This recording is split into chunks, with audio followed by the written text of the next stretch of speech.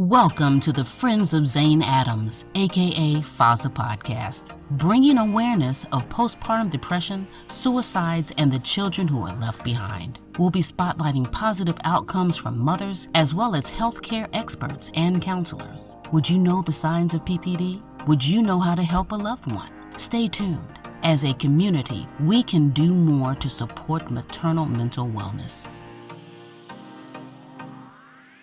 Greetings, everyone. This is Paulette Smith with Friends of Zane Adams, aka FOZA Inc.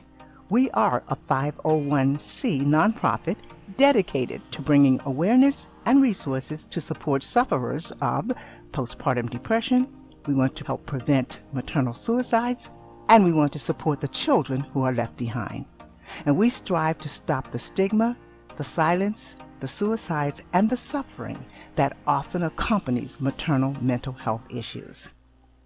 Before I begin, I need to say a few words about triggers. This is a safe place. However, we may discuss topics that can be sensitive and may act as a trigger for some members of our audience. The content we discuss serves to provide information for educational and advocacy purposes only. If you're experiencing an emergency, call the National Crisis Hotline. That's 800-273-8255. If you cannot afford consultation, please visit FOZAinc.org and provide us with your contact information. Hi there, FOZA fans, and welcome to this episode of Friends of Zane Adams. You know, we're grateful for you being here, and especially today, because we're going to be discussing a topic that we know is sensitive, and yet we know there are moms, dads, family members, and caregivers and friends who may benefit from this conversation. So we're going to have it. It's going to be all about dealing with a pregnancy loss. You know, we here at FOZA, we offer a saying. It's not our saying, but we've said it many times, and that is, whether your baby is in your tummy or in your arms or in your heart, you are a mother, and we cherish you. But of those three, when you lose your baby in a perinatal or even a postpartum period, it can be more than a tragedy. It can be more than a heartbreak. That's why we feel so fortunate to have with us today Jennifer Senn. She's a certified life coach and the founder of Navigating Baby Loss. That's a resource specializing in pregnancy loss recovery. And that's the magic word, recovery. Wow. Jennifer's going to speak to you from her own experience on the loss of her pregnancy and how she came through. And now she's helping other moms who may be struggling mentally, spiritually, and physically after the loss of their baby. If at any time you feel this conversation is stressful, please discontinue. However, if you stay with us, Jennifer is going to bring you a message of healing and hope on finding ways to honor and love your baby, yourself, and your family. And we hope you're going to stay till the end, because there you'll be able to learn more about some of the free resources Jennifer is providing to those who may be in need. But for now, we have the real thing with us today. So let me say, greetings, Jennifer, and welcome to the FOZA podcast. Thank you so much, Paula. I am so honored to be here, and that was a beautiful introduction. I just really appreciate having the opportunity to speak to your audience, and hopefully they will find some comfort in what I can bring to this conversation. So yes, it is so important to recognize that, you know, postpartum depression isn't just for the moms who've lost or who have their babies, but also it happens, you know, when you've lost your baby. Your body still goes into that. So yeah, it's really important. Absolutely. Well, Jennifer, first I wanted to share with you our condolences on your loss, the loss of your twins. And I want to commend you again. I can't do it enough for you having the courage after you've come through to help others. And I just wanted to start out with our condolences and to ask you, what gave you the strength to open up and give yourself to the mission of helping moms after your loss. Well, thank you so much. I appreciate that. And, you know, this kind of strength, as you're going through it and when you're in the middle of it, you're just, this isn't the strength I want. I don't want to do this. I don't want to get up every day. I don't want this. For me, as I looked back, as time went on a little bit, and I looked back, I could see the gaps. You know, there are so many people not talking about their losses. There are so many women suffering in silence. Society as a whole really teaches us to just move on, you know, and just don't worry about what you don't have. Focus on what you do have. And it really can be very dangerous. You know, it really can take a toll on women's health. So I just felt like I have learned so much through it, and I continue to deal with it. That's why I love the term navigating baby loss, because it never ends, you know, but it is sort of a lifelong process that you go through, and different things that you deal with throughout your life. I just thought it was really important for me to try to bring some help to women who are suffering. Well, I know that they are appreciated. I know that when I read your story, I certainly appreciated it. And just speaking to you, I can see how you can bring comfort to others. I'm just glad that that's a path that you chose. And I heard you say something that's very common. I hear it a lot with my mom, and that is the fact that they're not talking. It's a stigma almost in everything that is difficult to handle in life. Not on purpose, I don't think the moms do, but many times other people don't know what to say, and the moms don't know what they want. They're just grieving. And I noticed that in your literature, you talk about how to ask others to help you during this time. Can you talk a little bit about that? Yes, I think this is what I really want to shout from the rooftops. Like, I just think it is so important when you're going through a hard season. You know, people often want to help you, but they don't have any idea how, especially if they've never experienced the same type of thing that you're experiencing. So it becomes really, you know, they're left to their own devices, and they say and maybe do things that feel hurtful, or maybe that they shouldn't, but they just don't know. So I love it when, you know, I can really encourage people to reach out. Tell your family and your friends what's helpful to you is to talk about it. That's how they can help you, is just to listen and not try to fix it, not try to change it, you know, or make it better somehow, just to listen. And I really think if we did more of that, there would be less silence,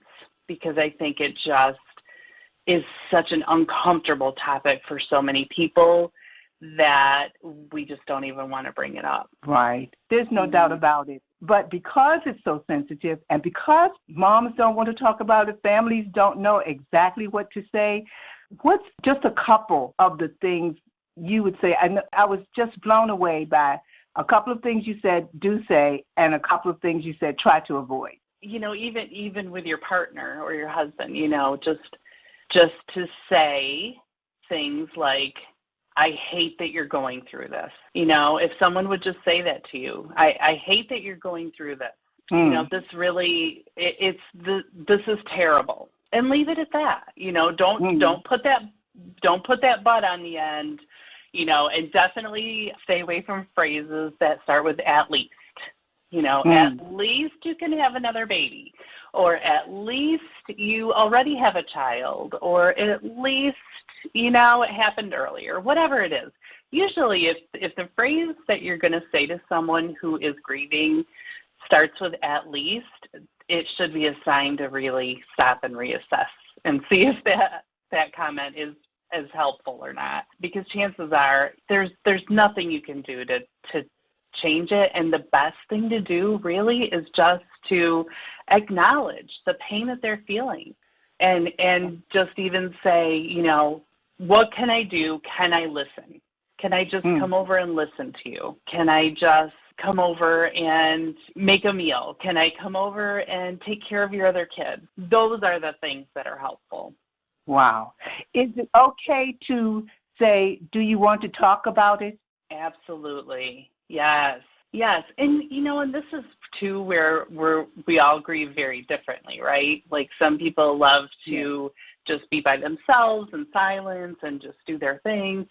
So other people like me, I'm a talker. I love, I want to talk about it until there's nothing left to say. To me, that's healing. So, yeah, I mean, it kind of goes, you kind of have to know, maybe how the person is reacting. But even just saying, I am here for you, and I would love to talk, share your baby's story with you if you're feeling up to it. Another thing with lost mamas is we don't want people to forget about our baby. So having that invitation for us to talk about them and share, our dreams or our feelings about that baby is just really that's such a gift. So listening is the key, because many times we might feel as if talking about it or trying to talk about it might be hurtful. And we need to listen first so that we can find out if it's okay with the mom, if she wants to talk about it. Is that what you're saying? 100%. Yes. I think just go ahead and ask questions. Be bold enough to ask, do you want to talk about it? And be okay if they say yes, right? Because that's the other part is it may feel like an uncomfortable topic for you to talk about, but if they need to talk about it, it's really important. I love that. Jennifer, when we talked during the first time we spoke, you gave me such insight that I'd never seen. FOZA was started for the loss of our granddaughter. She blessedly did not take her baby with her. Zane was 1 month old. But we missed her. We grieved her like she was our child, because even though she was our grandchild, we raised her pretty much, of the time. We gave her first bike ride and her first trip to Disney and her first so many things. So it was like losing a child for us. But you talked about grieving and the mindset that moms need to get into in order to you call it to redesign their future. Yeah, reimagining a new future, because, and that's a lot of the work I do with my clients, is once we get through the grief, then what? You still, chances are you still have a lot of years ahead of you. So, what can you do with the rest of that life? And, so then we really do a lot of redesign, like dreaming again, because after you have a loss, it's really hard to dream, because you did have a dream and it didn't come true. So it's really hard to let your guard down and do that again. So we work on a lot of dreaming again, and and then how can we honor this baby that you've lost by incorporating that into your future? Whatever that looks like, it's totally different for everyone, and that's what's so beautiful is just, you do get to recreate that. And I think more than anything, it's that I help them give themselves permission to do it again, because there's so much guilt that comes as a result of having a loss. There's a lot of guilt that the mom feels, that her body failed her, or she should have done this, or she should have done that. There's all kinds of things that come in play. And having that permission to just reinvent this new future that, looks differently without your baby is really powerful for them. Right. Now, I'm thinking about the mom who's obviously under doctor's care. Well, we know what the word assume does, but we're going to assume that she's under a doctor's care, professional care, and now she doesn't have her baby. She still may need to be, taken care of, professionally by the doctor. But at what point would you say, and I'm not sure how it was for your story, and everyone's different, like you said, at what point does she know? Because I'm not sure what the doctor's processes are, but at what point should she know she's not getting over it in a healthy way? I ask you that because it was your materials that showed me the increased risk of maternal suicide when a mom loses a baby or loses a pregnancy. I felt that so deeply, and I think we all expect her to be sad or expect her to have a low period. And we know what happens. We work with postpartum specifically, but for her to then go ahead and experience that, a lot of people will feel like, well, she doesn't have a baby, so they might not be looking for the signs of postpartum depression. Exactly. That's so true, right? Everyone just assumes that the lost mama's grief is because she doesn't have her baby. Her body's going through all of the postpartum hormonal shifts and grieving. That can be a recipe for something very serious. And, I think I mentioned it was like the suicide risk is up 5% for mothers who, have had a loss during postpartum. And that is really alarming. I would say because that is so interesting. That is a question I get a lot. Like, how do I know what is postpartum depression and how do I know what's grief? And because they're so similar, I would say that within probably by the time you hit 10, 11, 12 weeks after your loss, if you're not starting to feel little glimpses of starting to feel better, that's when you need to really get some professional help and talk to your doctor. Okay. That's a good measure for, and I understand everyone is different, but many times, like I know our moms ask us, just postpartum moms, and they have their babies, but they're like, when am I going to get over this? Or they feel like they're pushing themselves, or they feel like someone else is pushing them. Not to mention another good point that you make on your website and in your information, and that is when that mom who's grieving and also may be having some postpartum issues is raising other children and going through her day-to-day, activities. Yeah, so that was me. You talked about raising children while grieving. Can you talk about that a little bit? Thank you for tuning in to the Friends of Zane Adams, aka FOZA podcast, for awareness of maternal mental health and postpartum depression. The FOZA podcast is produced by Ad Voices, digital media productions. We help your business or organization gain exposure with podcast ads. Yes, you can advertise your business with affordable, professionally produced podcast ads that will help you gain brand recognition and reach your target market. Video doesn't have to be expensive to produce. Schedule a chat with Ad Voices today. We work with all budgets, so simply visit advoices.com. That's ADDVOYCES.com.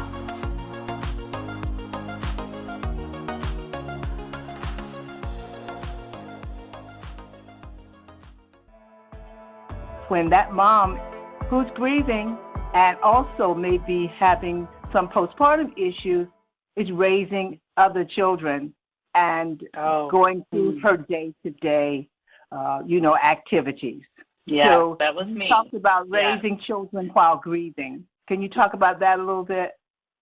Yeah, definitely. Because that it can happen at any time during your child journey. And so, for me, I had two young sons. They were 2 and 5 at the time of our loss. And, on one hand, it was what made me get out of bed every single morning, when I didn't want to. But on the other hand, there was a lot of just heaviness. And, it was just really hard to, experience the joy that I wanted to experience with them because I was grieving. And it is a really tough balance. I have an amazing husband who really picked up the pieces, and he picked up the slack, but not everyone has that. So yeah, I mean, that is another place too. If you know of anyone who has other children, they need help. It is a hard time to be present and maybe not take your emotions out on them, maybe not take your anger out on the children that you have, or the, frustration, or it's just such a mixed bag of emotions all the time that, raising children while you're grieving is another whole layer. Especially sad, because the reason you're grieving is not there. People can't see it, and so sometimes they can't really understand. This is where listening and awareness, I think, plays a big part. This is why we're so glad to have you here with us, because we're all about awareness. We know we can't change everything. We can't fix everything, but you can certainly be aware. And all the podcasts we've had and all the conversations we've had, we never had that conversation. And I'm just glad that you're here with us to talk about that. Tell me about, because I saw and I didn't want to give it away.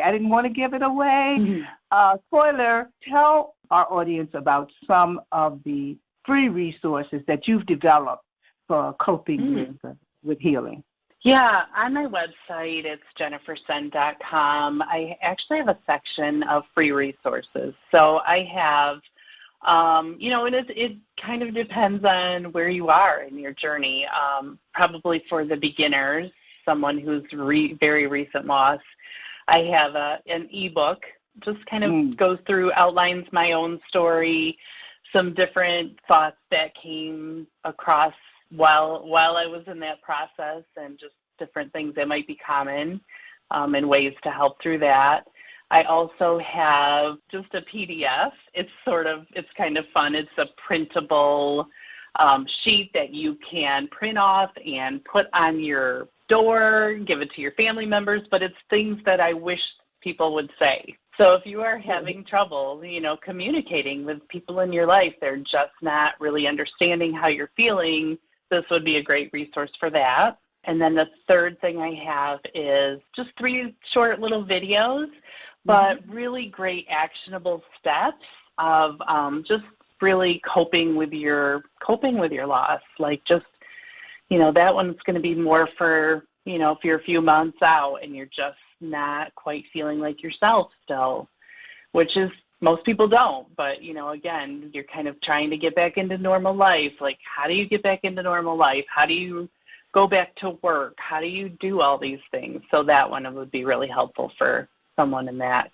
category. That's super. And that's so generous of you. And I want you to repeat your web address again. I know that once they get on your website, they can then connect to you on social media. And a lot of our moms that, they're in groups and they might want to share your information. So just repeat your website address again. It's jennifersenn.com. It's jennifersenn.com. I'm happy to do free sessions to talk to anyone who is in need of a conversation too, for sure. Wow. I mean, and that is generous, because sometimes my moms, they just need a safe place. They they need to know that this is safe. And hopefully at FOZA they've begun to realize everything we do, everything we say, every resource we put in front of them, there is a safety net there, and you are one of them. You are so generous, and some of the topics you've talked about, they deserve a lot more time. Right now, right at this point, I'm going to invite you back in the future. Great. I hope that you will come back with us and we can delve into the topics that you discussed today just a little bit deeper, and just share with us anything that you want to share with us. But in the meantime, though, I want the audience to definitely, they probably already, you know how people are, they're checking you out before you can check out. So well, I would love to come back. Thank you so much. Not that, we know that it's not a happy subject, but what happens is when you have someone in your life, and I just had a conversation with a friend who listened to another podcast and another speaker we had and some advice we had. She said, I'm so glad I heard that because then I recognized what I needed to do, and I did it, and it was helpful. So that's why it's so important for people like you to keep doing what you're doing. Well, we've come to the end of our time. We learned so much today, and I just want to thank you again for being here. I just want to say to my FOZA fans, you know what to do next. You know how to get involved. If you have a mom in your circle who's perinatal or postpartum, no matter if her baby is in her tummy, in her arms, or in her heart, you want to take the time to reach out, send an uplifting message, and most importantly, listen. Listen and care. Now, FOZA is proud to bring you ways to help stop the stigma, the silence, the suicides, and the suffering that often accompanies maternal mental health issues. I want you to please remember to use our FOZA Finder tool to find resources in your zip code. You know you don't have to provide any sensitive information, and visit our website at FOZAinc.org for an on-demand version of this podcast. And consider this, every donation goes towards bringing awareness to maternal mental health. This is Paulette Smith signing off in loving memory of Christina LaShawn Thompson Adams. Bye-bye.